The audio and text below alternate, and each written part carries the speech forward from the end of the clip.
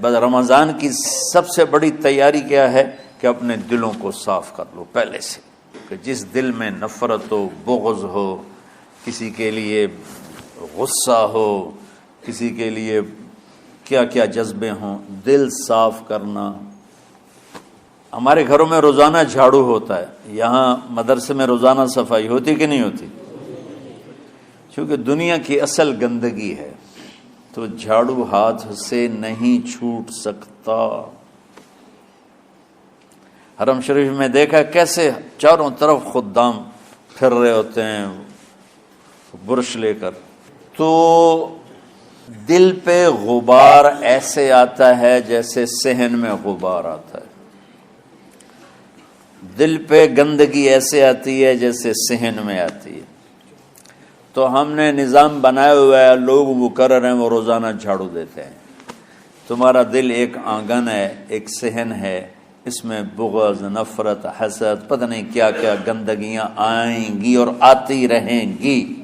بچوں ایک کام کرو، جھاڑو پکڑ لو، صاف کرو۔ یا اللہ معاملہ تجھ سے کرنا ہے، لوگوں سے نہیں۔ کسی نے برا کہا، کسی نے غیبت کی، کسی نے گالی دی، کسی نے دھکا دیا، کسی نے حق مارا، کسی نے کچھ کیا، یا اللہ تیرے سپرد میں نے اپنے دل کو سب سے صاف کیا، میں نے اپنے دل کو سب سے صاف کیا۔ یہ اتنی بڑی عبادت ہے کہ بڑے بڑے نفلوں والے، تہجد والے، حج عمرے روزے والے تمہیں نہیں پکڑ سکیں گے، کیونکہ اس کا کرنے والا دنیا میں کوئی نہیں۔ نفل پڑھنے والے تو بے شمار ہیں، عمرے کرنے والے بے شمار ہیں، علماء بے شمار ہیں، حاجی بے شمار ہیں، سخاوت کرنے والے بے شمار ہیں، لیکن اس ٹکڑے کو صاف کرنے والا لاکھوں میں ایک بھی نہیں ہے۔ مشکل کام ہے، آپ یہ سیکھ لیں، صاف کرو، صاف کرو، صاف کرو۔ یہ رمضان کی سب سے بڑی تیاری اور علم کو حاصل کرنے کی سب سے بڑی چابی ہے کہ اپنے دل کو کھلا کر لو۔ کوئی چیز خالی ہوگی تو کچھ آئے گا۔ جس دل میں بغض بھرا ہو، نفرت بھری ہو، حسد بھرا ہو، کینہ بھرا ہو، اس میں خاک آئے، اس میں تو علم کی ایک کرن بھی نہیں آئے گی۔ اس زبان سے چاہے جتنے مرضی موتی بکھیرے، دل اس کا اندھا ہوگا۔ لا تعمى الابصار ولكن تعمى القلوب التي في الصدور۔ یہ آنکھوں سے اندھے نہیں، دل سے اندھے ہیں۔ تو بچوں اپنے دل کو صاف کرنا سیکھو۔ وہ کتنی مشہور حدیث ہے، آپ نے کہا اس دروازے سے ایک جنتی آ رہا ہے، تو ایک انصاری صحابی داخل ہوئے، جوتا ہاتھ میں، داڑھی میں وضو کا پانی۔ اگلے دن اس دروازے سے ایک جنتی آ رہا ہے، تو ایک صحابی آئے، ہاتھ میں جوتا، داڑھی میں وضو کا پانی۔ وہی صحابی اگلے دن اس دروازے سے ایک جنتی آ رہا ہے، تو وہی صحابی 3 دن جنت کی بشارت لی۔ اس صحابہ کی جماعت میں ایک شخص ہیں جن کا نام ہے عبداللہ بن عمرو بن عاص۔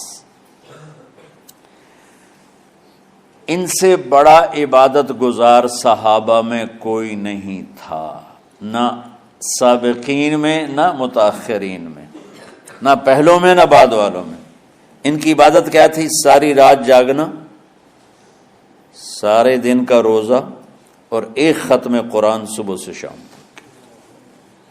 اتنی اللہ نے طاقت دی تھی۔ پھر وہی غلوب والی بات آ گئی، ایکسٹریم ہونے والی بات آ گئی۔ ان کی شادی والی رات حجلہ عروسی میں داخل ہو رہے ہیں، دلہن کے کمرے میں داخل ہو رہے ہیں، اور مصلی بچھا کے اللہ اکبر، اور دیر نفل تے نفل، دیر نفل تے نفل۔ تو ان کی بیگم نے دیکھا تو وہ بھی خیر کا زمانہ تھا، انہوں نے بھی وضو کیا اور پیچھے مصلی بچھا کے وہ بھی فجر تک نفل پڑھتے رہے۔ صبح ہوئی تو حضرت عمر بن عاص رضی اللہ عنہ نے پوچھا، بیٹی رات کیسی گزری؟ کہا جی ماشاءاللہ آپ کے بیٹے تو بڑے عبادت گزار ہیں، ساری رات نفلوں میں ہی گزری۔ تو وہ ان کو شکایت کر دی۔ حضرت عمر بن عاص کو اتنا غصہ چڑھا، بیٹے کو تو کچھ نہیں کہا، کتنی حکمت کی بات ہے، سیدھے گئے اللہ کے نبی کے پاس، یا رسول اللہ یہ عبداللہ دیکھیں کیسا نادان ہے، اس کی شادی کی ساری رات نفل پڑھتا رہا۔ تو آپ کہتے ہیں ماشاءاللہ ماشاءاللہ کتنی بڑی بات ہے۔ نفلوں میں گزر گئی، رات بھی نفلوں میں گزر گئی۔ تو آپ نے حضرت عبداللہ بن عمر کو بلا کے ڈانٹا کہ تو نے مہینے میں 3 دن روزے رکھنے ہیں، بس اس سے زیادہ نہیں رکھنے، اور ہفتے میں 1 قرآن ختم کرنا ہے۔ کہا یا رسول اللہ میرے اندر طاقت زیادہ ہے۔ پھر اچھا 15 دن روزے رکھنے، کہ نہیں میرے اندر طاقت زیادہ ہے۔ آپ اس کو تھوڑا تھوڑا کر کے گھٹاتے رہے، اور وہ ہر دفعہ نہیں یا رسول اللہ میرے اندر طاقت زیادہ ہے۔ تو آخر میں آپ نے کہا اچھا چلو 100 میں داؤدی پہ آ جاؤ، 1 دن روزہ رکھو، 1 دن افطار کرو، اور 3 دن سے پہلے قرآن ختم نہیں کرنا۔ تو آپ نے اس کو پیچھے کیا۔ یہ بیٹھے تھے اس محفل میں، ان کے دل میں آیا کیا یہ بزرگ مجھ سے زیادہ عبادت کرتا؟ رات میں ساری جاگتا ہوں، دن روزہ رکھتا ہوں، 1 ختم کرتا ہوں، تو جنت کی بشارت تو مجھے ملنی چاہیے تھی، ان کو کیسے مل رہی؟ یہ کسی کتاب میں نہیں لکھا کہ یہ ان کا جذبہ تھا، لیکن جو کہ میں ان کی سیرت کو جانتا ہوں تو مجھے خیال آتا ہے کہ ان کی نفسیات میں یہ بات آئی ہوگی، چونکہ صرف انہی کو خیال آیا کہ میں جا کے دیکھتا ہوں کہ یہ بزرگ کیا کرتے ہیں۔ تو ان کے پاس پہنچ گئے، چاچا ذرا، وہ ادھیڑ عمر تھے، چاچا وہ میرے ابا تھوڑے ناراض ہیں، تو کچھ دن آپ کے پاس گزار لوں؟ کا بیٹا بسم اللہ آ جاؤ۔ اب رات ہوتے ہی عشاء کی نماز پڑھ کے انہوں نے جلدی سے چادر اوپر لی اور یوں سراغ کر کے ان چاچے کو دیکھنے لگے ایسے کر کے کہ اب یہ کیا ساری رات سجدہ کرے گا، اور ساری رات روتے روتے روتے روتے مصلی گیلا ہو جائے گا، یا ساری رات رکوع کرے گا، ساری رات قیام کرے گا، ساری رات قرآن پڑھے گا، اس تصور سے یوں دیکھ رہے۔ اور وہ بزرگ صحابی تشریف لائے، سرانے پہ سر رکھا، اللہم بسمک اموت و احیا، ہو گئے۔ اب یہ دیکھ رہے ہیں ابھی اٹھیں گے، ابھی اٹھیں گے، ابھی اٹھیں گے، اٹھے نہیں، فجر کی اذان پہ اٹھے۔ اب یہ تو حیران پریشان ہو گئے کہ یہ کیا ہو؟ اس زمانے میں تو منافق تہجد نہیں چھوڑتے تھے ڈر کے مارے کہ پتہ نہ چل جائے ہمارے کفر کا۔ تو یہ چاچا جنت بھی لے گیا تو ستا بھی پیا کہ چلو کل دیکھوں گا۔ اگلی رات پھر چادر سر پہ کر کے اور یوں سوراخ کر کے لیٹے ہوئے اور دیکھ رہے۔ چاچا پھر تشریف لے اور سرانے پہ سر رکھا، اللہم بسمک اموت و احیا، ہو گئے۔ فجر کی اذان پہ اٹھے، یہ اور پریشان ہو گئے کہ میرا نبی کا فرمان تو سچا ہے، اس میں تو شک بھی کفر ہے، لیکن عمل کیا ہے جس پر اس کو جنت کی بشارت ملی؟ 2 رکعت نفل بھی نہیں۔ اور آج کے دور میں تم میں سے ماشاءاللہ اکثر بچے تہجد پڑھتے ہیں کہ 1 رات اور دیکھوں گا، تیسری رات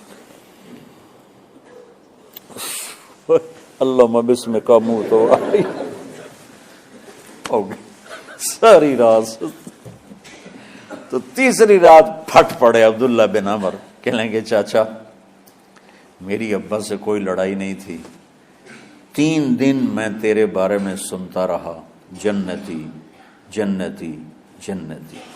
میں دیکھنے آیا تھا کہ آپ کیا کرتے ہیں، آپ تو کچھ بھی نہیں کرتے ہو، ساری رات سوتے رہتے ہو، اب کیا کرتے ہو؟ ان کا بیٹا یہی ہے جو تم نے دیکھا ہے۔ اب ان کو سمجھ میں نہیں آ رہا کہ یہ جوڑ کیسے بٹھاؤں، ادھر جنت کی بشارت، ادھر ساری رات خراٹے، اب یہ اس میں جوڑ کیسے بٹھاؤں، کیونکہ نبی کی بات تو غلط ہو نہیں سکتی۔ تو اب وہ نا ایسے نا بڑے بے دل سے ہو کر واپس مڑے، پتہ نہیں کی چکر ہوئے گی کوئی گل۔ جب وہ دروازے تک پہنچے تو کہنے لگے بیٹا ادھر آنا، واپس آ گئے۔ کہا میں تمہیں اصل راز کی بات بتاتا ہوں۔ کہا کیا ہے کیا ہے؟ تو یہاں ہاتھ رکھا، کہا یہ جو دل ہے نا اس میں کسی انسان کی نفرت نہیں۔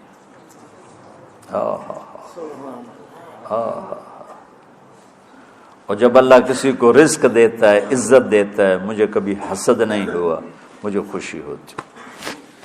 تو عبداللہ بن عمر نے کہنا تھا ہاں یہ بات ہے، نہیں، انہوں نے کہا ہاذا ہوا، اچھل کے کہنے لگے ہاذا ہوا، ہاں ہاں ہاں ہاں یہی ہے یہی ہے یہی ہے۔ پھر کہنے کہ چاچا پر یہ میرے بس کا نہیں ہے، کون کرے گا یہ؟ اتنے بڑے آدمی ہو کر کہہ رہے ہیں کہ یہ میرے بس کا نہیں۔ تو بچوں، دنیا میں جنتی بننا ہے اور علم اللہ سے لینا ہے تو اسے صاف کر دو، سب کی نفرت سے۔ سب، اس نے مجھے یہ کیوں کہا، اس نے مجھے یوں کیوں دیکھا، اس نے میرے بارے میں یوں کیوں کہا، اس نے میرے بارے میں یہ کیوں لکھا۔ جس کی تعریف ہوتی میری کتنی برائی ہوتی، صرف تعریف تو نہیں ہوتی، بھرا پڑا سوشل میڈیا مجھے گالیاں دیں۔ اللہ کے فضل سے میرے دل میں ایک ذرے کے برابر کبھی کوئی منفی جذبہ نہیں آیا، آئے تو میں دھو کے صاف کر دیتا ہوں، یا اللہ میں نے اپنے دل کو صاف کیا، میرا معاملہ تیرے ساتھ ہے، کسی کے ساتھ نہیں۔ یہی آپ رمضان کی سب سے بڑی تیاری، علم کے حاصل کرنے کا سب سے بڑا ہتھیار آپ کو یہ نہیں ہے کہ تمہیں کتابیں یاد ہو جائیں، تمہیں اشعار یاد ہو جائیں۔ تو ساری امت سے کہتا ہوں رمضان کا استقبال کرو دلوں کو صاف کر کے، نفرتوں کو مٹا کے، مذہبی نفرت، دنیاوی نفرت، رشتوں کی نفرت، بول چال کی نفرت، سیاست کی نفرت، لین دین کی نفرت، ان سب سے اپنے دل کو صاف کرو تاکہ رمضان میں اللہ نے علم اتارا، اللہ تعالیٰ آپ کو علم عطا فرمائے، اور باقی لوگ جو عام دنیا میں زندگی گزار رہے ہیں ان کے دلوں میں اللہ رمضان کا نور اتارے اور ہدایت کا نور اتارے۔ یہ سب سے بڑی تیاری ہے اس کی۔ اور کسی سے گلہ ہے، غصہ ہے، ناراضگی ہے، کسی سے بولتے نہیں ہو، ابھی سے شعبان آ چکا ہے، آپ شعبان سے رمضان کی تیاری شروع فرما دیتے تھے، تو اس کی تیاری کیا ہے؟ وہ دلوں کو صاف کرو، معاف کرو، معافی مانگو، تمہارا قصور نہیں پھر بھی معافی مانگ لو، دلوں کو صاف کرو، اور اللہ سے سخاوت مانگو کہ اللہ کو سخی بھی پسند ہے اور صاف دل والا بھی پسند ہے۔